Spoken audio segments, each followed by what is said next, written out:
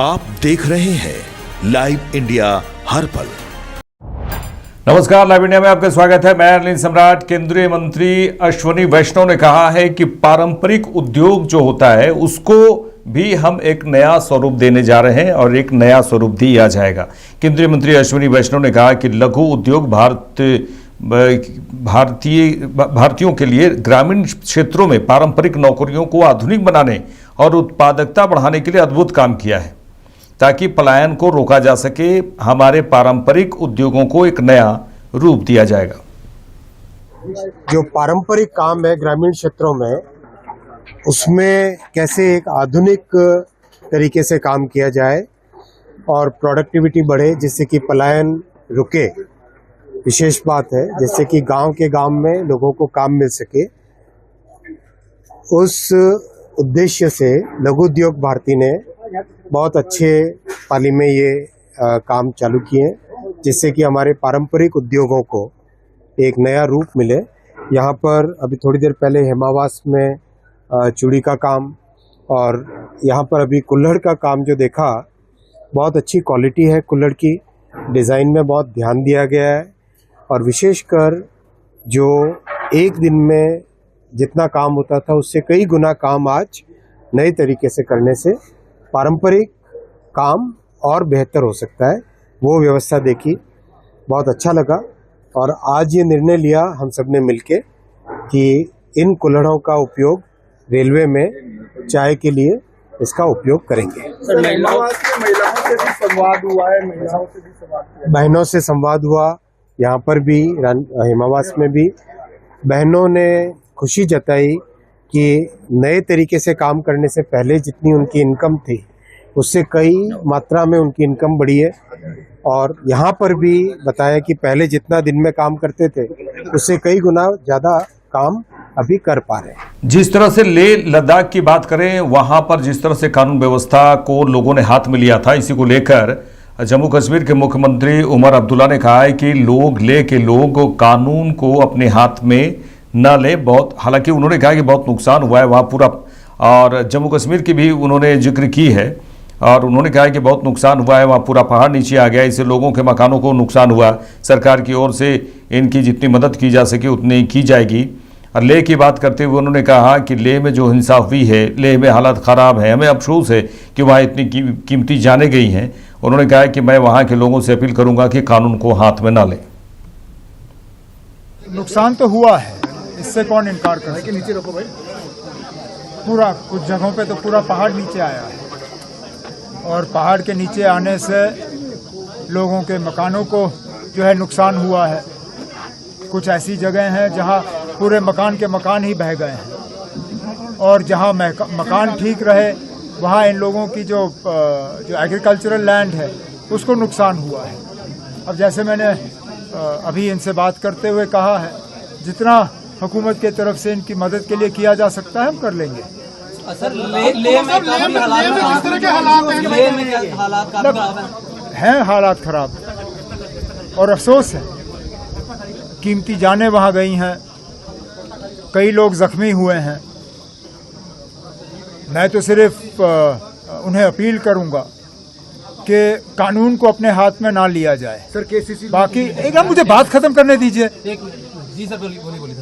कानून अपने हाथ में ना लें, उनको जो है अमन का जो है रास्ता इख्तियार करना चाहिए और गवर्नमेंट ऑफ इंडिया को उनकी जो जायज़ डिमांड हैं उन पे जो है गौर करना चाहिए। इतनी हम यहाँ से बात कर सकते हैं। हम तो चाहेंगे कि करगिल और लेह में जो है अमन बना रहे, भाईचारा बना रहे और उन्होंने यूटी की मांग की थी, यूटी उन्हें मिला। इस यूटी के तहत जितनी वो तरक्की हासिल। केंद्रीय मंत्री शिवराज सिंह चौहान ने जल संरक्षण की बात की है। उन्होंने कहा है कि जल संरक्षण पूरे देश में, जल संरक्षण का जो व्यापक अभियान है वो पूरे देश में चलेगा। उन्होंने कहा कि आज पंडित दीनदयाल उपाध्याय की जयंती पर एक ऐतिहासिक फैसला लिया गया है। हमारे देश में भूजल एक बहुत बड़ी समस्या है। प्रधानमंत्री नरेंद्र मोदी इस समस्या के समाधान के लिए काफ़ी समय से जुटे हुए थे। पानी है तो कल है, पानी के बिना आज भी नहीं हो सकता है, कुछ भी नहीं हो सकता। उन्होंने कहा कि हमने मनरेगा में प्रावधान किया है। मनरेगा की 65% राशि जल संरक्षण के लिए खर्च होगी। इससे जल संरक्षण का एक व्यापक अभियान पूरे देश में चलेगा। तो आज एक ऐतिहासिक फैसला पंडित दीनदयाल उपाध्याय जी की जयंती पर हुआ है। हमारे देश में भूजल स्तर लगातार नीचे गिर रहा है। पानी दुनिया की एक बड़ी समस्या है और प्रधानमंत्री श्रीमान नरेंद्र मोदी जी इस समस्या के समाधान के लिए वर्षों से जुटे हुए थे। जब गुजरात के मुख्यमंत्री थे तब भी वो पानी के महत्व को जानकर कैसे पानी बचाया जाए इसके लिए उन्होंने काम किया और अब देश को दिशा दे रहे हैं, हमारा मार्गदर्शन कर रहे हैं। उन्होंने कैच द रेन जैसे अभियान, रेन वाटर हार्वेस्टिंग जैसे अभियान, जल संरक्षण के लिए अमृत सरोवर का निर्माण करो, पानी बचाओ, क्योंकि पानी ही जीवन है। पानी है तो कल है और आज भी पानी के बिना आज भी नहीं हो सकता। उन्होंने काउंसिल ऑफ मिनिस्टर्स की बैठक में ये निर्देश दिया था कि मनरेगा की राशि के अंतर्गत, मनरेगा योजना के अंतर्गत जो राशि मिलती है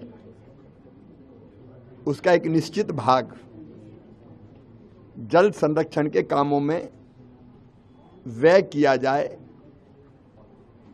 और उन्हीं के निर्देश पर हमने मनरेगा में अब ये प्रावधान किया है कि अत्यंत जल संकटग्रस्त ओवर एक्सप्लॉइटेड जो ब्लॉक्स हैं उनमें 65% राशि और जो क्रिटिकल भी है उनमें भी 65% राशि मनरेगा की जल संरक्षण के कामों पर खर्च होगी। हमारे सेमी क्रिटिकल जो ब्लॉक्स है उनमें 40% कम से कम मनरेगा की राशि जल संरक्षण के कामों पर खर्च होगी और जो सेफ मतलब जहां ऐसे जल का संकट नहीं है, ऐसे ब्लॉक भी है वहां कम से कम 30% राशि जल संरक्षण के कार्यों पर खर्च होगी।